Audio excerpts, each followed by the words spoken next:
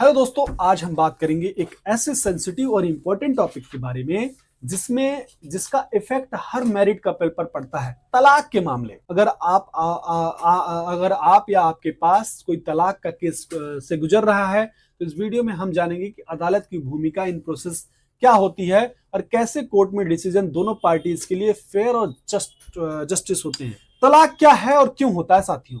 Divorce या तलाक एक लीगल प्रोसेस है जिसमें दो पार्टनर्स का शादी का रिश्ता ऑफिशियली खत्म हो जाता है। तलाक की कुछ कॉमन रीजन होते हैं, जैसे म्यूचुअल कंसेंटेंट डिवोर्स, जब दोनों पार्टनर्स एग्री करते हैं। कंस्ट्रक्टेड डिवोर्स के बारे में बात करें, जब एक पार्टनर डिसएग्रीमेंट रखता है। ग्राउंड्स ऑफ डिवोर्स में cruelty, adultery, discrimination, mental disorder include होते हैं। साथ ही अदालत में तलाक की प्रक्रिया कैसे होती है इसको समझते हैं। जब डिवोर्स की पिटीशन फाइल होती है तो केस फैमिली कोर्ट में चल रहा होता है। पहले स्टेप में पिटीशन फाइलिंग आती है। सबसे पहले एक पार्टनर कोर्ट में डिवोर्स पिटीशन फाइल करता है। ये पिटीशन में रीजन दिया जाता है कि डिवोर्स क्यों चाहिए। सेकेंड स्टेप आता है नोटिस। जब पिटीशन फाइल होती है तो दूसरा पार्टनर्स को नोटिस मिलता है। कोर्ट दोनों पार्टनर्स को हियरिंग के लिए बुलाता है। थर्ड स्टेप आता है मीडिएशन। कोर्ट अक्सर मीडिएशन प्रोसेस स्टार्ट करता है, जिसमें दोनों पार्टनर्स को अपने डिफरेंसेस सॉल्व करने की कोशिश करने का मौका दिया जाता है। एविडेंस और आर्गुमेंट्स। अगर मीडिएशन फुल हो जाता है तो कोर्ट में हियरिंग होती है और जहां दोनों पार्टीज अपने एविडेंस और आर्गुमेंट प्रेजेंट करती हैं। स्टेप 5वां आता है जजमेंट। कोर्ट दोनों पार्टीज के व्यूज को सुनने के बाद अपने फाइनल डिसीजन देता है। अगर डिवोर्स ग्रांटेड होता है, कोर्ट डिवोर्स डिक्री जो है इशू करता है। तलाक के मामले में अदालत के फैसले कैसे होते हैं समझते हैं। कोर्ट का डिसीजन दोनों पार्टनर्स के सिचुएशंस, रीजंस और चाइल्ड कस्टडी को देखते हुए लिया जाता है।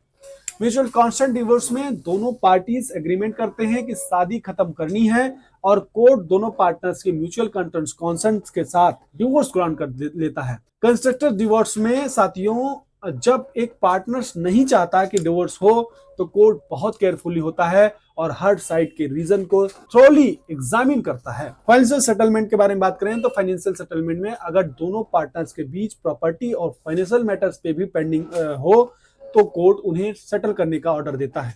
तलाक में बच्चों की कस्टडी कैसे डिसाइड होती है इसको समझते हैं साथियों। अगर डिवोर्स का केस में चिल्ड्रन इन्वॉल्व है तो कोर्ट चाइल्ड कस्टडी के बारे में भी डिसीजन लेता है। कोर्ट की प्रायोरिटी होती है कि चाइल्ड बेस्ट इंटरेस्ट ये डिसाइड करते हैं वक्त कोर्ट ये देखता है चाइल्ड का इमोशनल अटैचमेंट कौन से पेरेंट्स के साथ ज्यादा है। साथियों समझते हैं पेरेंट्स के फाइनेंशियल और मेंटल स्टेबिलिटी, चाइल्ड की एज, हेल्थ और एजुकेशन की नीड्स। तलाक के फैसलों को चैलेंज करना समझते हैं साथियों। अगर किसी पार्टी को कोर्ट के डिसीजन से डिसएग्रीमेंट हो तो अपील फाइल कर सकता है। अपील टिपिकली हायर कोर्ट में की जाती है जहां केस को दोबारा रिव्यू किया जाता है। अगर अपील एक्सेप्ट होती है तो लोअर कोर्ट का डिसीजन चेंज हो सकता है। साथियों कोर्ट का डिसीजन फाइनल तब नहीं होता है जब तक कि अपील प्रोसेस कंप्लीट ना हो। तलाक के मामले में अदालत के सामने किस चीज का ध्यान रखना होता है साथियों समझते हैं।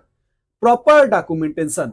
तलाक के केस में आपको अपने personal document, marriage certificate, proof of क्रूरलिटी या एविडेंस को प्रॉपर्ली प्रेजेंट करना पड़ता है। साथियों इमोशनल सपोर्ट के बारे में बात करें, ये प्रोसेस काफी इमोशनल हो सकता है, इसलिए अपने लीगल राइट्स को समझना और एक अच्छा लॉयर हायर करना जरूरी है। कोर्ट डिस्क्रिप्शन के बारे में बात करें तो कोर्ट जो भी डिसीजन लेता है वो best interest of both parties and children को ध्यान में रख करके जो है होता है। साथियों तलाक के मामले में कानूनी मदद कैसे लें समझते हैं। अगर आप तलाक के केस में फंसा हुआ फील कर रहे हैं तो एक एक्सपीरियंस फैमिली लॉयर से कंसल्टेशन लें। लॉयर्स रोल के बारे में बात करें तो आपको लॉयर आपके प्रॉपर लीगल एडवाइस देगा, आपके केस को प्रॉपर्ली रिप्रेजेंट करेगा। लीगल एड के बारे में बात करें, अगर आप फाइनेंशियली वीक हैं तो आप लीगल एड सर्विसेज का भी यूज कर सकते हैं जो आपको फ्री लीगल असिस्टेंट प्रोवाइड करती है। साथियों तो दोस्तों आज हमने जाना कि तलाक के मामले में अदालत की भूमिका क्या होती है और कैसे कोर्ट आपके राइट्स को समझते हुए डिसीजन लेता है। अगर आपको ये वीडियो यूजफुल लगा हो तो प्लीज इसे लाइक करिए, शेयर करिए और चैनल को सब्सक्राइब करिए। मिलते हैं नए टॉपिक के साथ, तब तक चैनल पर बने रहिए। जय हिंद, जय भारत।